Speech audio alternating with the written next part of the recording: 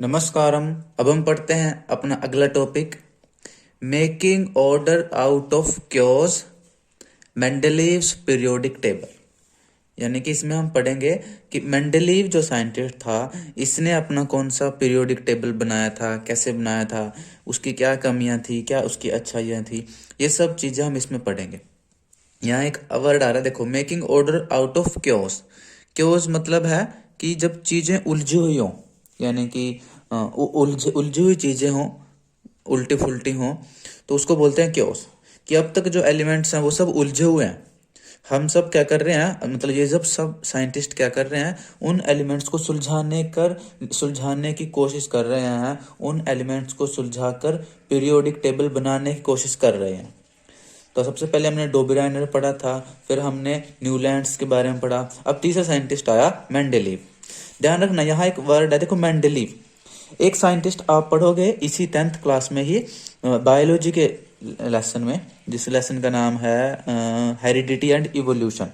उसमें एक साइंटिस्ट है मेंडल, वो अलग है, उसकी स्पेलिंग भी अलग है, MENDEL, मेंडल। वो तो बायोलॉजी में काम कर रहा है, वहां पर जेनेटिक्स में काम कर रहा है। तो ये है मेंडलीव, जो यहाँ केमिस्ट्री में काम कर रहा है। इसके बारे में पढ़ते हैं। Even after the rejection of Newlands law of octaves, many scientists continued to search for a pattern that correlated the properties of elements with their atomic masses. कि न्यूलैंड्स का जब लॉ ऑफ ऑक्टेव था, जब वो reject हो गया, उसके बाद भी काफी सारे वैज्ञानिक इसी पर लगे रहे कि जो एलिमेंट्स हैं ना, उनकी क्या क्या प्रॉपर्टीज हैं, और उनके बीच में हम कोई पैटर्न बना सके, कोई रिलेशन बना सके। यानी कि उनके जो एलिमेंट्स हैं, जो भी उनका एटॉमिक मास है, ठीक है, उसकी क्या क्या प्रॉपर्टीज हैं, उन एलिमेंट्स की क्या क्या प्रॉपर्टीज हैं, क्या उनमें कोई पैटर्न है। यानी कि सब साइंटिस्ट ये ढूंढने में लगे रहे कि जैसे जैसे एलिमेंट्स का एटॉमिक मास बढ़ रहा है या घट रहा है, तो उनकी प्रॉपर्टीज में क्या फर्क आता है, कैसे हम उनके ग्रुप बनाए, कैसे हम पीरियोडिक टेबल बनाए। तो ये साइंटिस्ट लगे रहे। ये मैंने पेज पलट लिया है, अब हम आगे बढ़ते हैं। The main credit for classifying elements goes to Dmitri Ivanovich Mendeleev, a Russian chemist. कि एलिमेंट्स को क्लासिफाई करने का जो मेन क्रेडिट है वो जाता है मेंडलीव साइंटिस्ट को। ये रशिया का साइंटिस्ट था, केमिस्ट यानी कि जो केमिस्ट्री पढ़ते हैं, केमिस्ट्री में काम करता है, उनको बोलते हैं केमिस्ट। तो एक केमिस्ट्री का साइंटिस्ट था, तो एक रशियन केमिस्ट था। इसने मतलब अब तक क्या किया, इसका जो पीरियोडिक टेबल था वो सबसे अच्छा बना था अब तक, इसलिए इसको हम मेन क्रेडिट देते हैं। He was the most important contributor to the early development of a periodic table of elements, wherein the elements were arranged on the basis of their fundamental property, the atomic mass, and also on the similarity of chemical properties. यानी कि ये क्या है, एक most important, एक महत्वपूर्ण contributor है। जब उस समय पे जो पीरियोडिक टेबल बना था एलिमेंट्स का, जहां पर क्या थे, एलिमेंट्स की प्रॉपर्टीज के हिसाब से उनको क्लासिफाई किया गया था। यानी एलिमेंट्स के जो गुण थे, कि कौन सा सॉलिड, लिक्विड, कैसे कंपाउंड बनाता है, उन सब के हिसाब से जो पीरियोडिक टेबल बनाया था, ये क्या है, उसका मेन कंट्रीब्यूटर था। क्या और कैसे पीरियोडिक टेबल बना था, जहां पर एलिमेंट्स को उनके एटॉमिक मास के हिसाब से रखा गया था, जहां पर एलिमेंट्स को उनकी केमिकल प्रॉपर्टीज के हिसाब से रखा गया था। देखिए अभी तक क्या हुआ था, पहले डोबेराइनर आया, ट्राइड्स, दूसरा आया न्यूलैंड्स। उन्होंने क्या किया, एलिमेंट्स को उनकी केमिकल प्रॉपर्टीज के हिसाब से अरेंज नहीं किया। लेकिन ये मेंडलीव आया, इसने क्या किया, जो एलिमेंट्स हैं उनको देखा कि इनका एटॉमिक मास कैसा है और ये इनकी केमिकल प्रॉपर्टीज कैसी हैं, यानी ये कैसी रिएक्शनें करते हैं, कैसे केमिकल कंपाउंड बनाते हैं, उनके हिसाब से फिर इसने अपना पीरियोडिक टेबल बनाया था। तो यानी इसका पीरियोडिक टेबल सबसे ज्यादा हम साइंटिफिक कह सकते हैं, यानी अब तक सबसे बेहतरीन इसने पीरियोडिक टेबल बनाया था। हालांकि उसमें भी कमियां थी, बाद में वो भी रिजेक्ट हो गया, वो सब हम पढ़ते हैं। ये है मेंडलीव की तस्वीर, लेकिन इसके बारे में थोड़ा दे रखा है यहाँ पर, इसको भी अब हम पढ़ेंगे। पहले हम अपना ये पैराग्राफ पूरा कर लेते हैं, फिर पढ़ते हैं मेंडलीव के बारे में।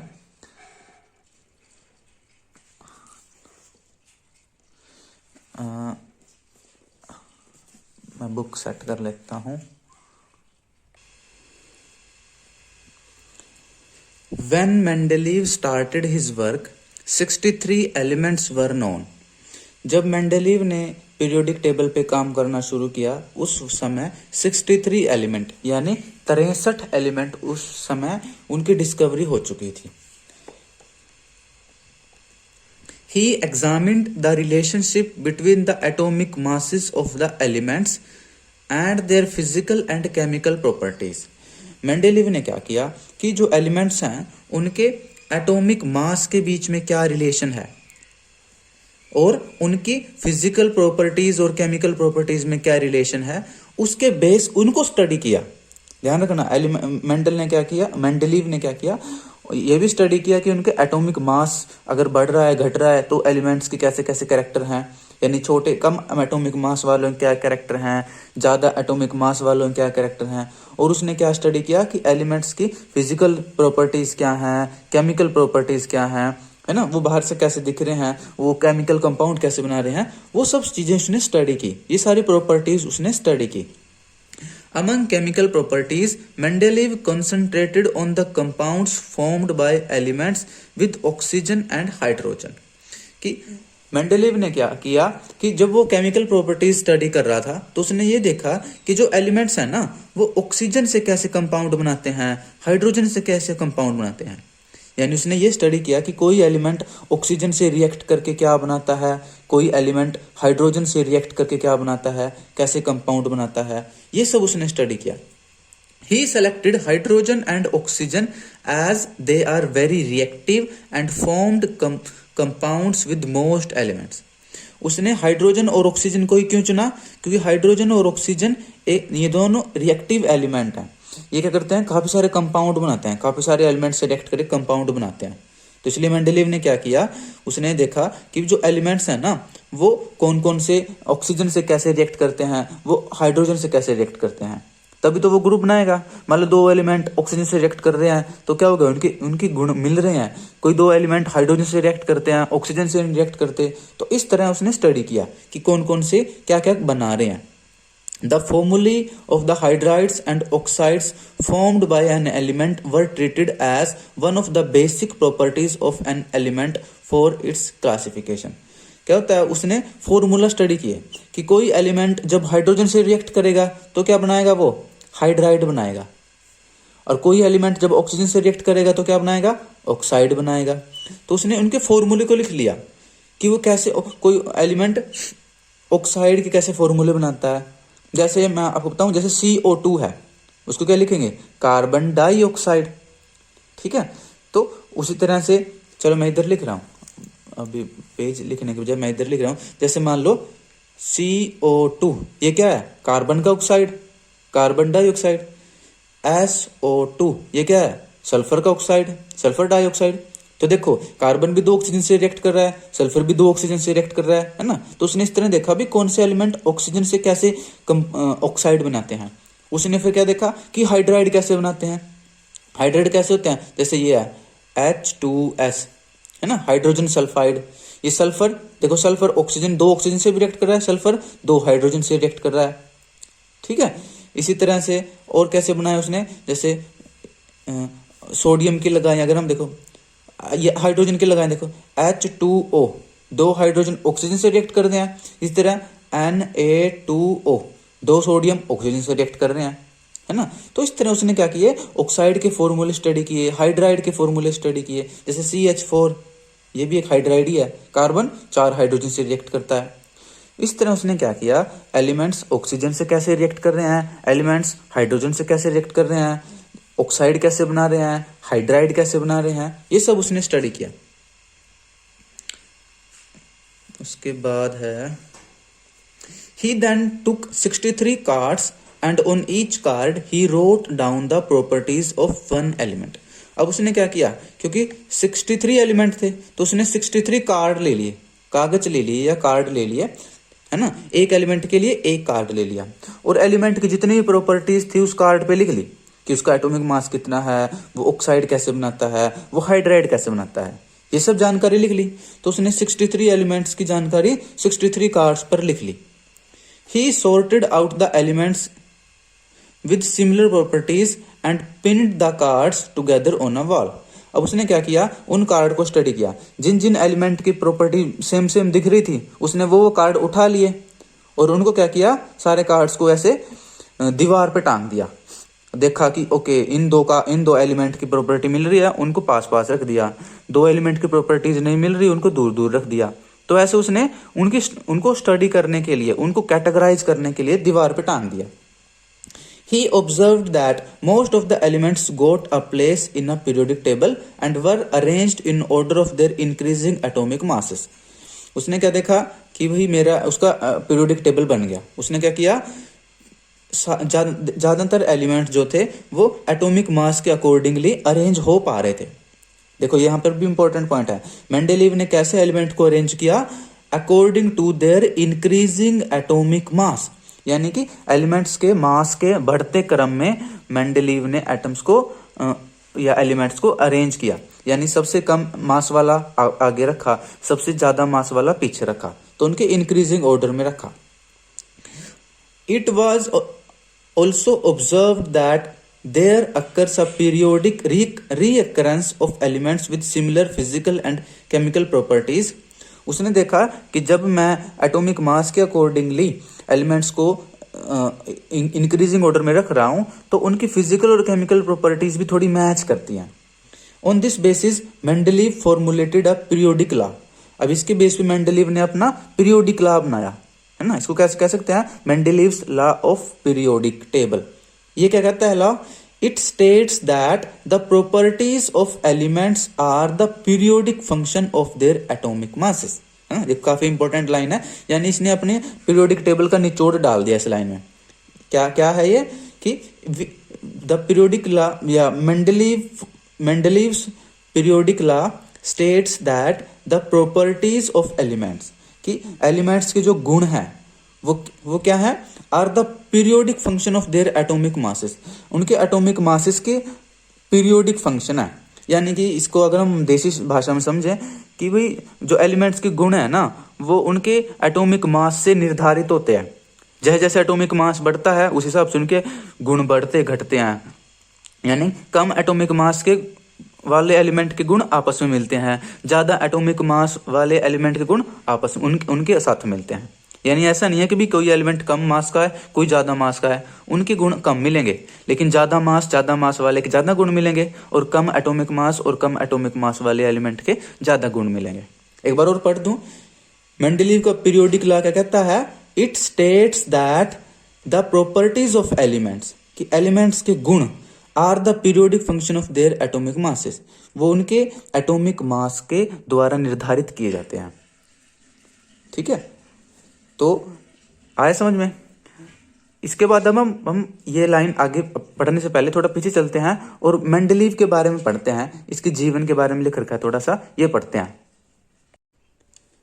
Dmitry Ivanovich Mendeleev was born in Tobolsk in western Siberia, Russia on 8 February 1834।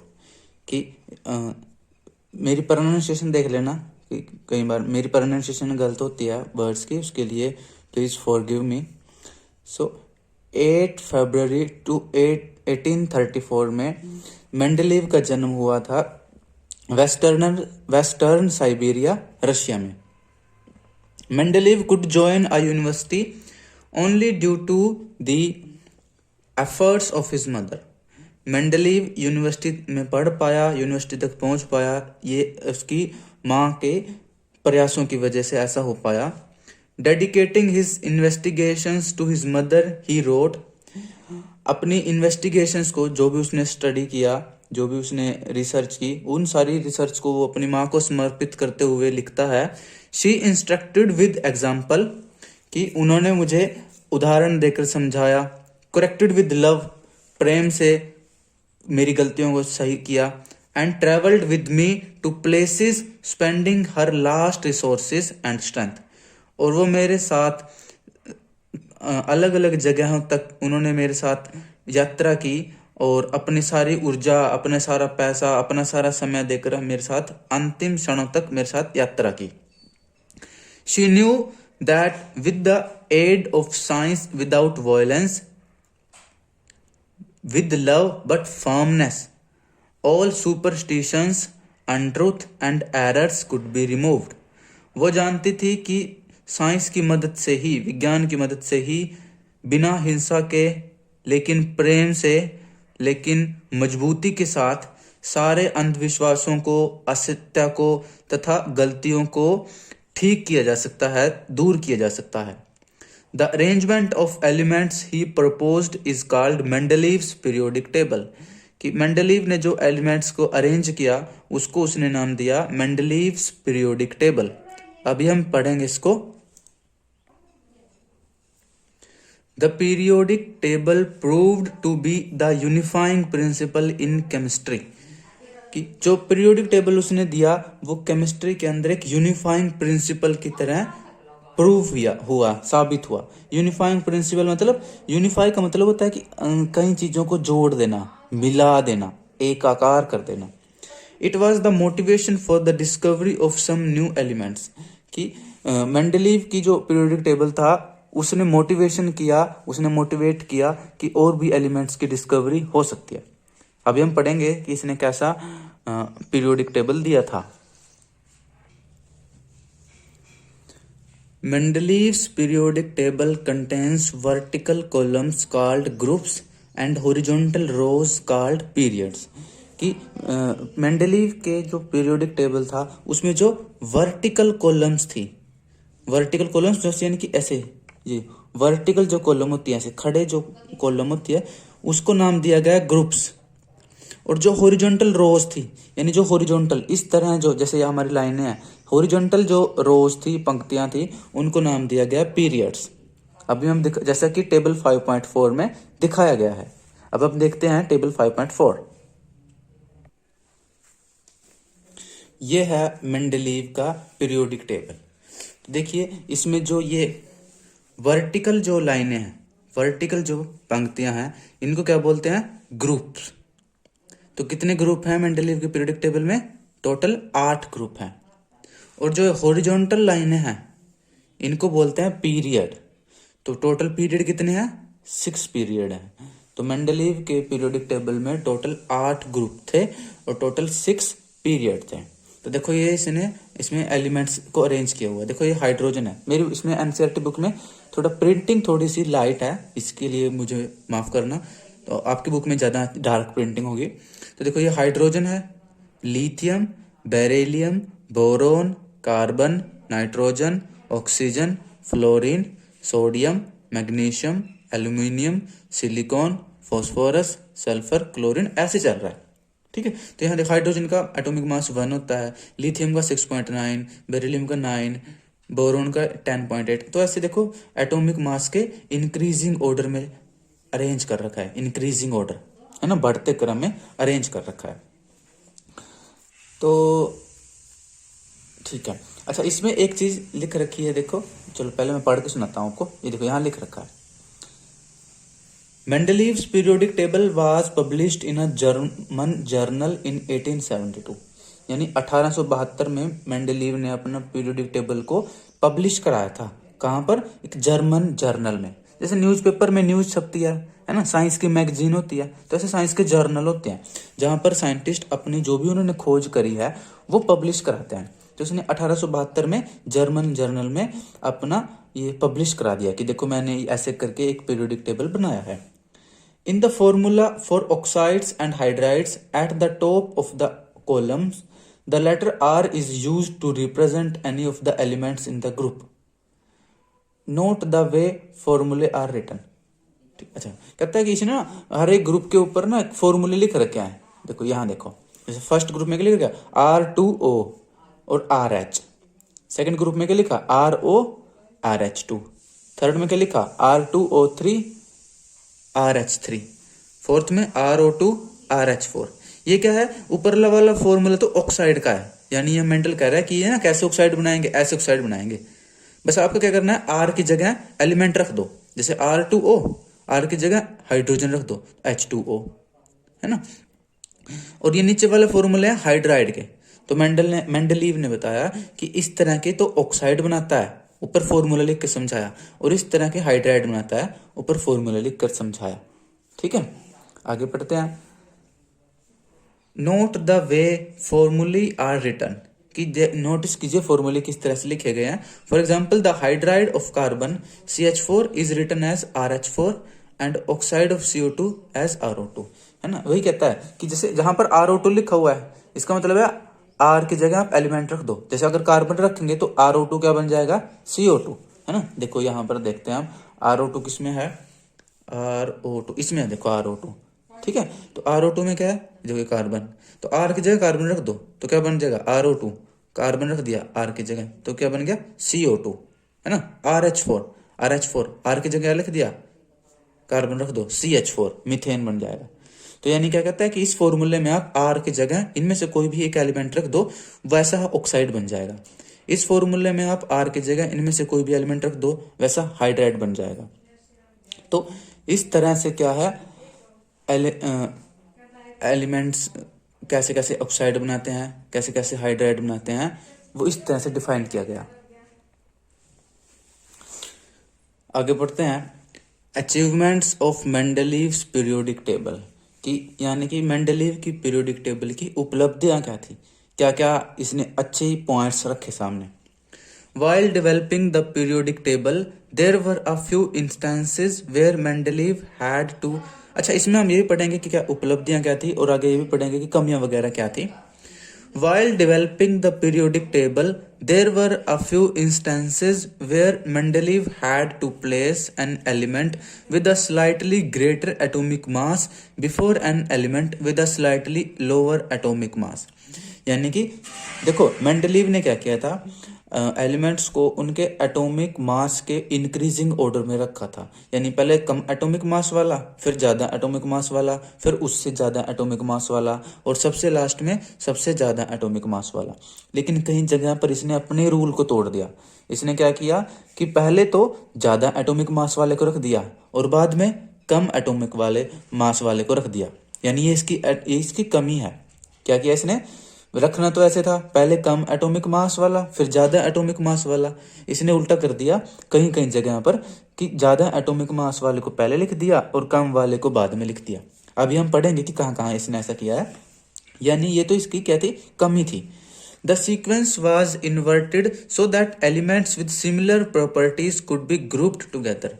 ऐसा इसलिए क्यों किया, ऐसा इसलिए मजबूरी में किया, क्योंकि ताकि इसने कई बार अपने ही रूल को तोड़ दिया, ताकि ऐसे एलिमेंट्स को ये पास पास रख सके जिनकी केमिकल प्रॉपर्टीज, यानी जिनकी प्रॉपर्टीज जो वो मैच करती है। तो प्रॉपर्टीज को मैच करवाने के चक्कर में कई बार इसने अपने एटॉमिक मास वाले रूल को तोड़ दिया। For example, cobalt with atomic mass 58.9 appeared before nickel with atomic mass 58.7। कहते हैं देखो कोबाल्ट और निकल के साथ इसने ये मिस्टेक किया। यहाँ पर दिखाते हैं, ये देखो, ये रहा कोबाल्ट, ये रहा निकल।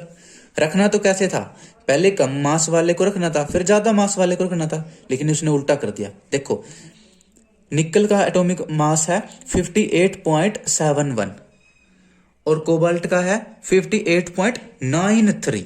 देखो ये ज्यादा है, कोबाल्ट वाला थोड़ा सा ज्यादा है। देखो ये 0.93 है, ये 0.71 है, ये थोड़ा सा कम है, ये थोड़ा ज्यादा है। रखना तो क्या था, ज्यादा वाले को पीछे, कम वाले को आगे। लेकिन क्या किया मेंडलीव ने, अपने ही रूल को तोड़ दिया और कोबाल्ट को पहले लिख दिया, निकल को बाद में लिख दिया।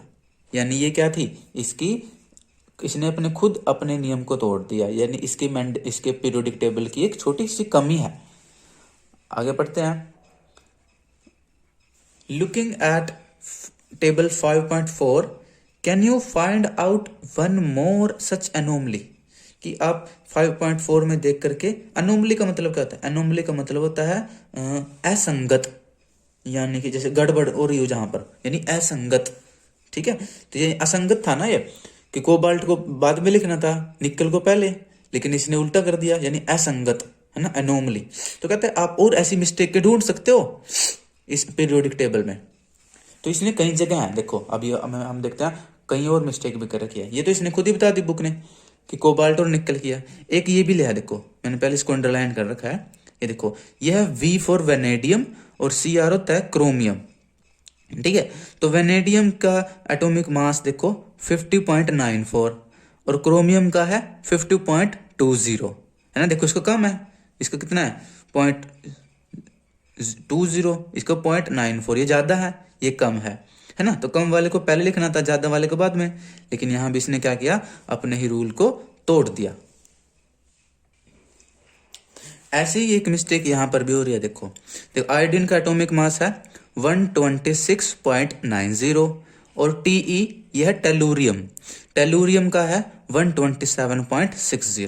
तो देखो ये ज्यादा है, ये 127 है 0.6 और यह है 126.9, ये छोटा है ये बड़ा है। तो ज्यादा एटॉमिक मास को पहले लिख रखा है, कम वाले को बाद में। ये भी क्या है, ऐसे ही एक एनोमली है।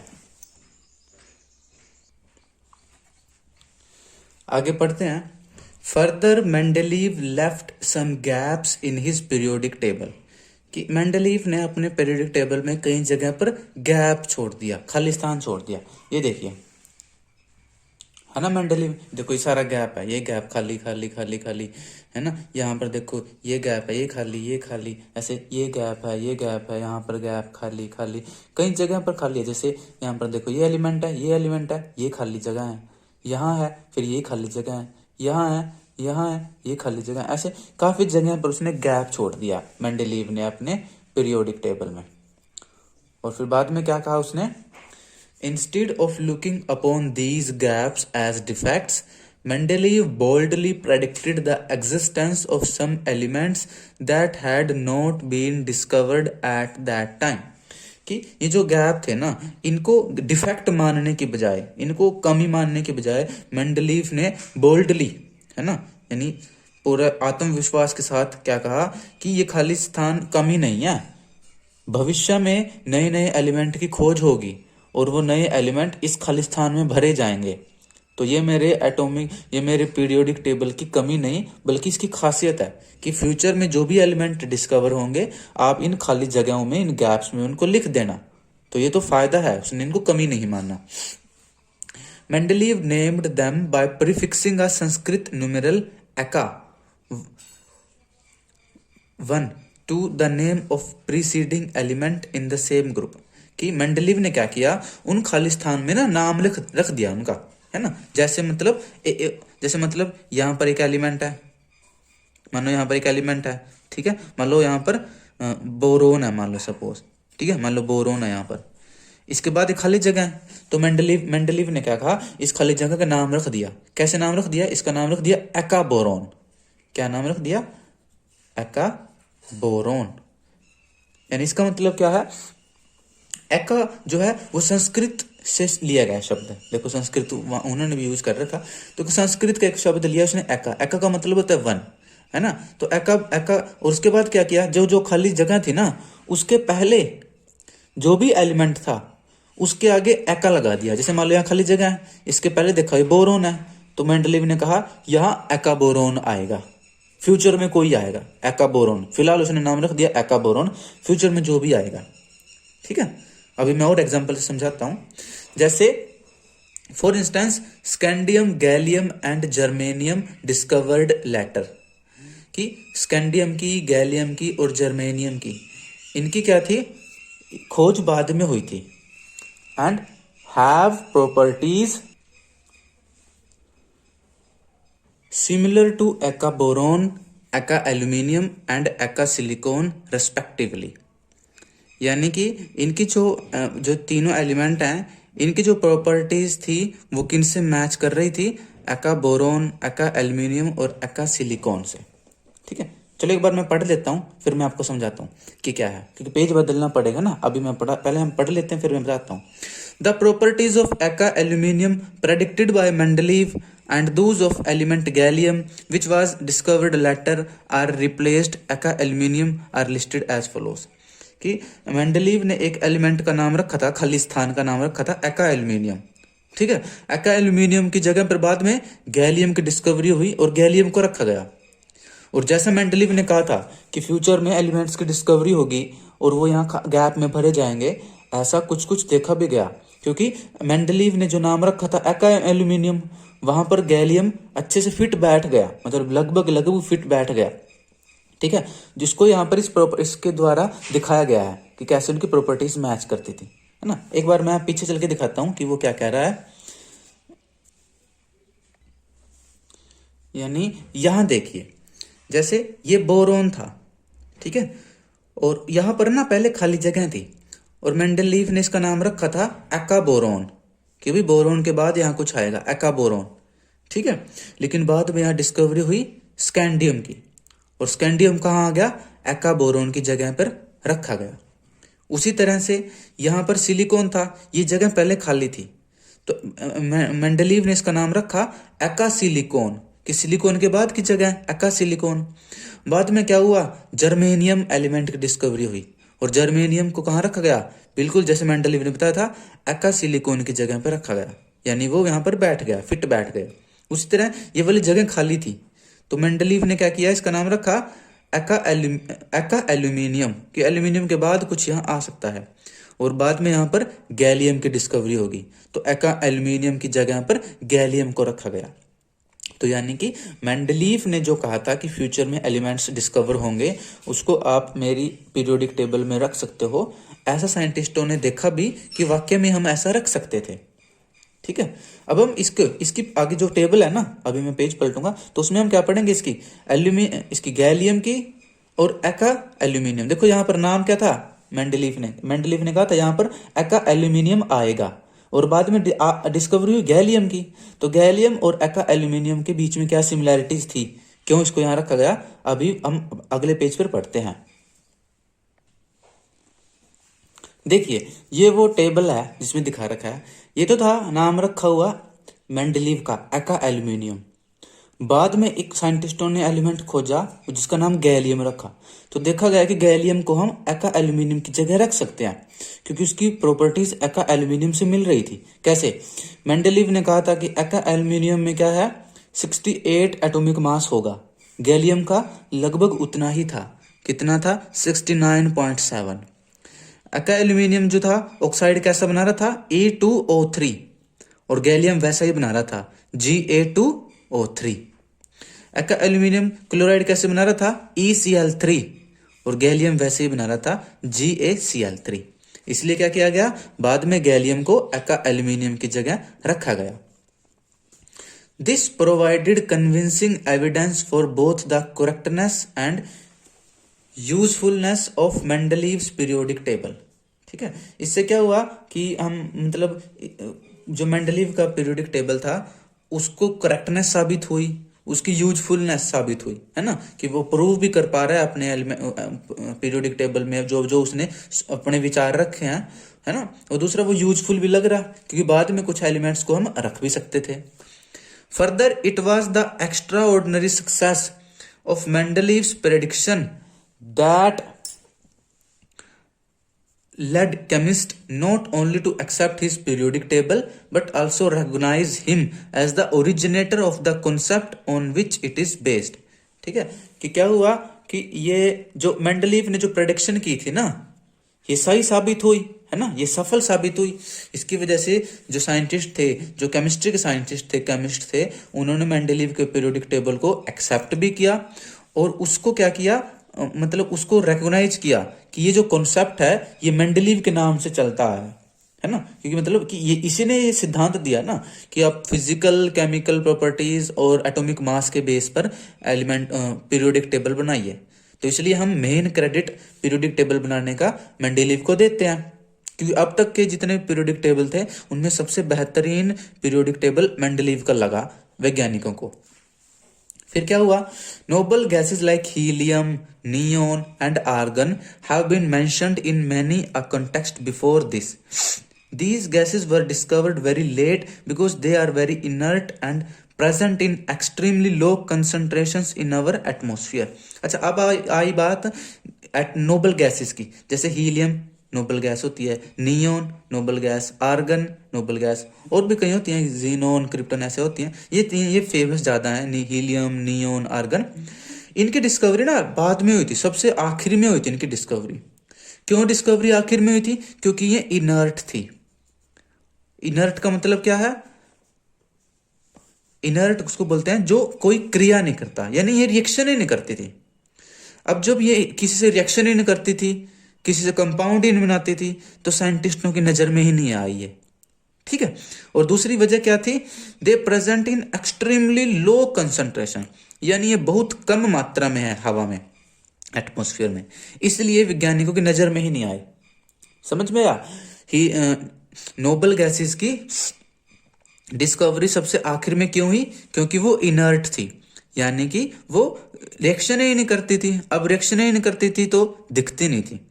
दूसरा, इसको ऐसे समझो कि जैसे, या अभी दूसरा क्या है, ये एक्सट्रीमली लो कंसंट्रेशन में, यानी इनकी मात्रा ही कम थी हवा में, एटमॉस्फेयर में, इसलिए वैज्ञानिकों को कम दिखी, है ना। जैसे एक गांव में अगर कोई लड़का है, वो ना तो किसी से बात करता है ना, या ऐसे समझ लो, चलो, या हाँ ऐसे समझ लो, चलो, गांव में दो लड़के हैं, एक तो बहुत बातें करता है, हर गली वालों को उसको पता है, क्योंकि वो बहुत शरारतें करता है, सबको पता है कि वो उसका लड़का है, वो उसका लड़का है। एक लड़का ऐसा है जो गांव में किसी से बात ही नहीं करता, सिर्फ अपने घर पे रहता है, अपने कमरे में रहता है, उसको उसको जानते नहीं लोग, फिर है ना, पता नहीं चलता भी कौन है। तो वो वाली बात है इनर्ट कि वो केमिकल जो रिएक्शन जल्दी करते थे, वो तो साइंटिस्टों के नज़र में जल्दी आ गए, जल्दी डिस्कवर हो गए, बट ये नोबल गैसेस रिएक्शन ही नहीं करती थी, इसलिए बहुत देर से इनकी डिस्कवरी हुई। और दूसरा, कम कंसंट्रेशन में थी, बहुत कम थी, है ना। जैसे मान लो आप एक गार्डन में चले गए, वहां पर आपको सरसों का फूल लेकर आना है, लेकिन पूरे गार्डन में सिर्फ 5 ही सरसों के फूल आए, तो क्या है, आपको बड़ी मुश्किल से ढूंढने पड़ेंगे। लेकिन मान लो उसमें गुलाब के फूल हजारों हैं, वो क्या है, आप वो ढूंढने जाओगे, जल्दी आपको गुलाब के फूल मिल जाएंगे। तो वही बात हुई कि ये बड़ी कम कंसंट्रेशन में थी इन्वायरमेंट में, इसलिए साइंटिस्टों को लेट दिखी, इसलिए नोबल गैसेस की डिस्कवरी देर से हुई। One of the strengths of Mendeleev's periodic table was that when these gases were discovered, they could be placed in a new group without disturbing the existing order. कि Mendeleev के periodic table की एक और खास बात यह थी कि इसमें हम ना नोबल गैसेस को एक अलग ग्रुप बना के रख सकते थे, यानी हमें क्या करना था, पीरियोडिक टेबल को डिस्टर्ब करने की जरूरत ही नहीं थी, सारी नोबल गैसेस को क्या करते, एक अलग ग्रुप बना के इसको रखा जा सकता था। तो ये भी क्या थी, मेंडलीव की पीरियोडिक टेबल की खास बात थी।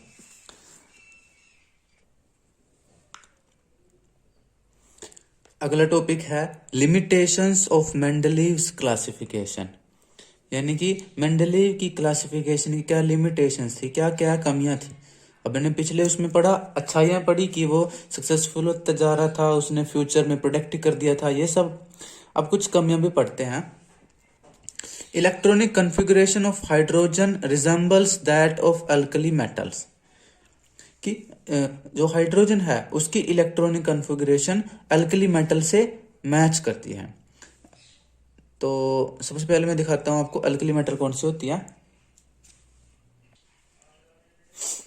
ये वाली जो मेटल है ना, लिथियम, सोडियम, पोटेशियम, इन सबको क्या कहते हैं, इन सबको क्या कहते हैं, अल्कली मेटल कहते हैं इनको।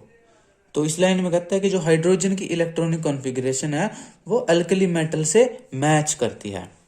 कैसे मैच करती है,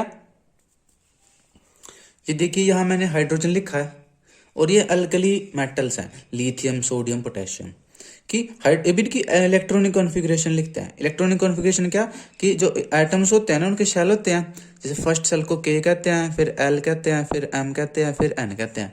9th क्लास में आपने पढ़ा होगा कि ऐसे एलिमेंट्स में जो एटम्स में जो शेल होते हैं जहां पर इलेक्ट्रॉन घूमते हैं उनका नाम के, एल, एम, एन, एस इस प्रकार होता है। तो हाइड्रोजन में 1 इलेक्ट्रॉन है, इसकी इलेक्ट्रॉनिक कॉन्फ़िगरेशन 1 ही होती है। लिथियम में 3 इलेक्ट्रॉन है तो 2 1। सोडियम में 11 इलेक्ट्रॉन है तो 2 8 1। और पोटेशियम में 19 होते हैं, 2 8 8 1। तो यहां इस लाइन में क्या कहा था कि हाइड्रोजन की इलेक्ट्रॉनिक कॉन्फ़िगरेशन अल्कली मेटल से मैच करती है। तो देखो मैच करती है ना, क्या चीज मैच करती है, हाइड्रोजन के आखिरी शेल में 1 इलेक्ट्रॉन है, इसको तो पहला और आखिरी एक ही बात है। लिथियम के आखिरी शेल में 1 इलेक्ट्रॉन है, सोडियम के आउटर मोस्ट इलेक्ट्रॉनिक शेल में 1 इलेक्ट्रॉन, पोटेशियम के आउटर मोस्ट इलेक्ट्रॉन शेल में 1 इलेक्ट्रॉन। तो देखिए हाइड्रोजन की इलेक्ट्रॉनिक कॉन्फ़िगरेशन एल्कली मेटल से मैच करती है। Like alkali metals, hydrogen combines with halogens, oxygen, and sulfur to form compounds having similar formulae as shown in examples here. कि hydrogen भी क्या करता है, जिस प्रकार से अल्कली मेटल ऑक्सीजन से कंबाइन करते हैं, हेलोजन से कंबाइन करते हैं, सल्फर से कंबाइन करते हैं और जिस प्रकार के फॉर्मूले बनाते हैं उसी प्रकार के फॉर्मूला हाइड्रोजन भी बनाता है। जैसे इधर दिखा रखा है, जैसे सोडियम है अल्कली मेटल है, सोडियम क्लोरीन से कंपाउंड बनाता है NaCl, हाइड्रोजन भी वैसे ही बनाता है HCl। सोडियम ऑक्सीजन से ऑक्साइड बनाता है Na2O, हाइड्रोजन भी ऐसे ही बनाता है H2O। सोडियम सल्फर से रिएक्ट करता है Na2S, हाइड्रोजन भी ऐसे ही रिएक्ट करता है H2S।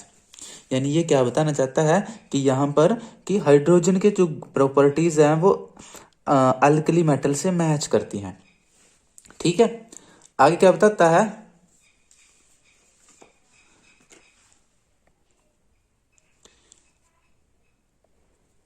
On the other hand, just like halogens, hydrogen also exists as diatomic molecules and it combines with metals and non-metals to form covalent compound। कि तो कहता है दूसरी तरफ जो हाइड्रोजन है ना उसकी प्रॉपर्टीज हेलोजन से मैच करती हैं। कि सबसे पहले मैं बताता हूँ हेलोजन कौन होते हैं। ये वाली जो नॉन मेटल है ना, फ्लोरीन, क्लोरीन, ब्रोमीन, आयोडीन, ये चारों फ्लोरीन, क्लोरीन, ब्रोमीन, आयोडीन, ठीक है, इनको इसके ग्रुप को बोलते हैं हेलोजन। ये हेलोजन है, फ्लोरीन हेलोजन है, क्लोरीन हेलोजन है, ब्रोमीन हेलोजन है, आयोडीन हेलोजन है। तो कहता है इनके साथ भी हाइड्रोजन की प्रॉपर्टीज मैच करती हैं। कैसे प्रॉपर्टीज मैच करती हैं, जैसे हेलोजन है, मान लो क्लोरीन है, क्लोरीन क्या करता है, एक डाई एटोमिक मोलिक्यूल बनाता है। क्या बनाता है, di atomic molecule. Di atomic molecule का मतलब होता है ऐसा मोलिक्यूल जिसमें दो एटम हो। तो क्लोरीन क्या करता है, दो क्लोरीन के एटम मिलकर के Cl2 ऐसा मोलिक्यूल बनाते हैं। ऐसे ही ब्रोमीन है, ब्रोमीन भी हेलोजन है, ये भी डाई एटोमिक मोलिक्यूल बनाता है। कैसे, दो ब्रोमीन के एटम मिलकर एक मोलिक्यूल बनाते हैं, जैसे Br2। उसी तरह हाइड्रोजन भी ऐसा ही करता है। हाइड्रोजन भी क्या करता है, डाई एटोमिक मोलिक्यूल बनाता है, दो हाइड्रोजन के एटम मिलकर के H2 मोलिक्यूल बनाते हैं। तो यानी यहाँ क्या बताना चाहता है कि हाइड्रोजन की प्रॉपर्टीज पिछले पॉइंट में बताई थी एल्कली से मिलती हैं, अब बताता है कि हाइड्रोजन की प्रॉपर्टीज तो हेलोजन से भी मैच करती हैं। आगे एक एक्टिविटी है, एक्टिविटी 5.1, इसको पढ़ते हैं। Looking at its resemblance the alkali metals and the halogen family, try to assign hydrogen a correct position in Mendeleev's periodic table. कि अब हाइड्रोजन जो है वो एल्कली मेटल से भी मैच करता है उसके गुण, और हेलोजन फैमिली से भी उसकी प्रॉपर्टीज मैच करती हैं। कि आप कोशिश कीजिए कि आप मेंडलीव के पीरियोडिक टेबल में हाइड्रोजन को कहाँ रखोगे। दूसरा, to which group and period should hydrogen be assigned. कि हाइड्रोजन को कौन से ग्रुप में रखोगे और कौन से पीरियड में रखोगे, इसको पढ़ते हैं। ठीक है, एक्चुअल में क्या होता है, हाइड्रोजन की कोई करेक्ट पोजीशन तो है नहीं, ये दोनों से मैच करता है। लेकिन अगर आप इसके ज्यादा अच्छे से स्टडी करते हो तो हाइड्रोजन की ज्यादा गुण एल्कली मेटल से मैच करते हैं और हेलोजन फैमिली से कम मैच करते हैं। इसलिए मेरे अकॉर्डिंगली और हम सबके अकॉर्डिंगली हाइड्रोजन को एल्कली मेटल के साथ ही रखना चाहिए। यानी जहां मेंडलीव ने जहां रखा था ना फर्स्ट ग्रुप में और फर्स्ट पीरियड में, हम भी उसको वहीं रखेंगे, है ना। तो सेकंड क्वेश्चन का आंसर यही है कि हाइड्रोजन को हमें फर्स्ट ग्रुप में ही रखना चाहिए और फर्स्ट पीरियड में ही रखना चाहिए। अभी हम देखते हैं कहाँ रखा हुआ है ये। तो ये देखिए हाइड्रोजन की प्रॉपर्टीज एल्कली मेटल से भी मैच करती हैं और हेलोजन ग्रुप से भी मैच करती हैं, लेकिन इसके ज्यादा गुण एल्कली मेटल से थोड़े से ज्यादा मैच करते हैं।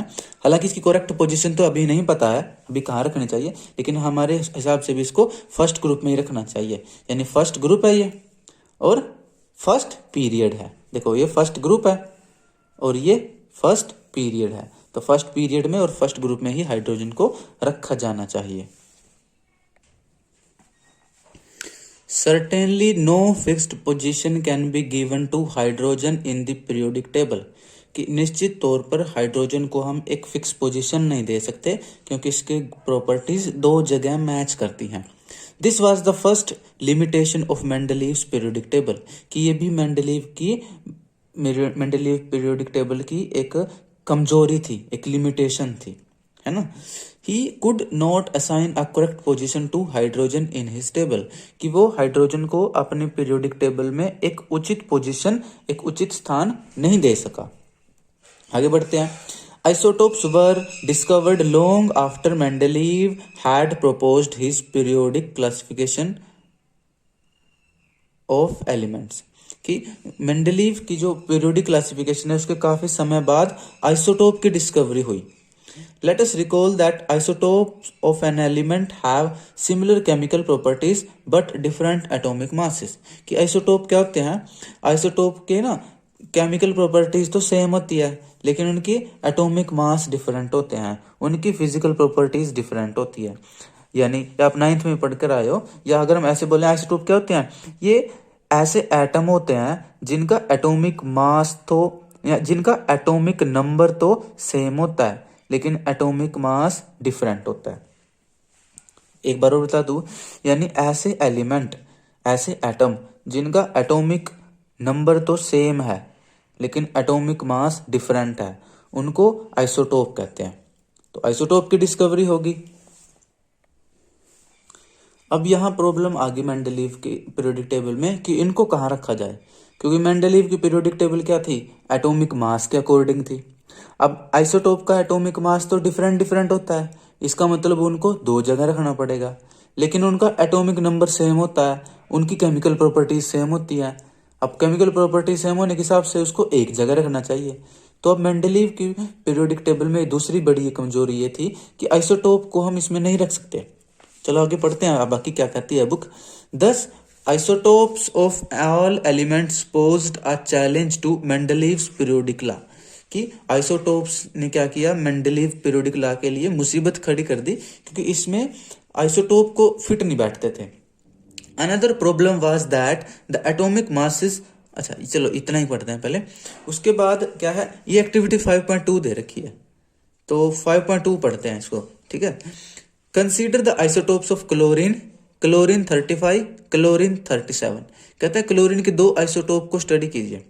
ये क्लोरीन 35 37 क्या होता है, ये अगर मैं यहाँ लिख कर दिखाता हूँ आपको, ये दो क्लोरीन के ऐसे एटम मान लो, चलो इनको ऐसे एटम है ये जिनका एटॉमिक नंबर तो सेम होता है, इसका भी होता है, कितना होता है, 2 और 8 10 और 7 17, हाँ तो 17 क्लोरीन, इसका भी 17, लेकिन इसका एटॉमिक मास 35 होता है, इसका एटॉमिक मास 37 होता है। ये आइसोटोप है, देखो atomic number same, atomic mass different, ये आइसोटोप है। अब ये है दोनों क्लोरीन नाम के दो, ठीक है। अब इसको कहाँ रखें, अब इसको मास के हिसाब से तो दो अलग अलग जगह पे रखना पड़ेगा, और है दोनों क्लोरीन, है केमिकल प्रॉपर्टी सेम, तो इसको एक जगह रखे तो क्या दो जगह, ये प्रॉब्लम थी। Would you place them in different slots because their atomic masses are different, कि क्या आप इनको पीरियोडिक टेबल में दो अलग अलग जगह रखोगे क्योंकि इनके एटॉमिक मास तो डिफरेंट डिफरेंट है, कि क्या आप एटॉमिक मास के अकॉर्डिंगली इनको अलग अलग जगह रखोगे, या और would you place them in the same position because their chemical properties are same, या आप इनको एक ही पोजीशन पे रखोगे क्योंकि इनकी केमिकल प्रॉपर्टीज सेम थी। तो क्या आप इनको, दो क्वेश्चन पूछता है, क्या आप इनको दो अलग अलग जगह रखोगे या इनको एक ही जगह रखोगे। तो एक्चुअली इसका आंसर छिपा हुआ है मॉडर्न पीरियोडिक टेबल में, जो हम अगला टॉपिक पढ़ेंगे, modern periodic table. Modern periodic table में क्या होता है, एटम्स को ना या एलिमेंट्स को एटॉमिक नंबर के हिसाब से, एटॉमिक नंबर के हिसाब से अरेंज करते हैं, ना कि एटॉमिक मास के हिसाब से। अब इनका एटॉमिक नंबर तो क्या है, सेम है, इसका भी 17 इसका भी 17, इसलिए इनको एक ही पोजीशन पे रख देते हैं, ठीक है। ये अभी आप जब आप जब हम अगला टॉपिक पढ़ेंगे ना तब आपके और अच्छे से क्लियर, आपके अच्छे से समझ में आ जाएगा। आगे बढ़ते हैं। Another problem was that the atomic masses do not increase in a regular manner in going from one element to the next, so it is not possible to predict how many elements could be discovered between two elements specially when we consider the heavier elements. कहता है एक तीसरी problem ये थी Mendeleev के periodic table में कि इसमें ना एटॉमिक मास एक रेगुलर फैशन में नहीं बढ़ता, इसलिए हम भविष्य में ये अंदाजा नहीं लगा सकते कि फ्यूचर में कितने एलिमेंट की डिस्कवरी हो सकती है। ये पॉइंट आपको अब समझ में आएगा जब मैं पीरियोडिक टेबल लाता हूँ, इसकी हेल्प से समझ में आएगा। देखो यानी क्या कहता है कि एटॉमिक मास ना एक रेगुलर फैशन में नहीं बढ़ता। देखो इसका, देखो एटॉमिक मास हाइड्रोजन का 1 है, 1.0081। दूसरे का तो कितना बढ़ गया, 6.9 हो गया। 1 के बाद डायरेक्ट 6.9, ना 2 आया, ना 3 आया, ना 4 आया, ना 5 आया, ना 6 आया, डायरेक्ट 6.9 आ गया, है ना। फिर 6.9 के बाद डायरेक्ट 9 आ गया, 9.012, है ना। 6 के बाद 7 नहीं आया, 8 नहीं आया, डायरेक्ट 9 आ गया। 9 के बाद 10.81, 10.81 के बाद 12.011 नहीं आया। तो कोई रेगुलर फैशन नहीं है, कहीं पर एक के बाद आता है, कहीं पर 5-6 अक्षरों के बाद आता है, कहीं पर 10 के अक्षरों के बाद आता है ना। जैसे यहाँ देखो क्लोरीन, पोटेशियम का 39, कैल्शियम का 40 के बाद स्कैंडियम का डायरेक्ट 44.9, ना 42 आया, ना 41 आया, ना 43 आया। तो अब मेंडलीव ने तो क्या कह दिया था कि इनके बीच में फ्यूचर में क्या होगी, नए नए एलिमेंट की डिस्कवरी होगी। अब ये नहीं पता चल रहा कि इसमें कितने एलिमेंट की डिस्कवरी होगी, है ना, क्योंकि एटॉमिक मास भी देखो पॉइंट्स में है, फ्रैक्शनल नंबर में है। हो सकता है इसके बाद अब 40.08, अगला आ जाए 40.09, अगला आ जाए 41.09, या अगला आ जाए या आए ही ना, क्योंकि पता ही नहीं चल रहा ना कि इनके बीच में 5 एलिमेंट आएंगे, क्या 10 आएंगे, क्या 1 आएगा, क्योंकि रेगुलर फैशन नहीं है।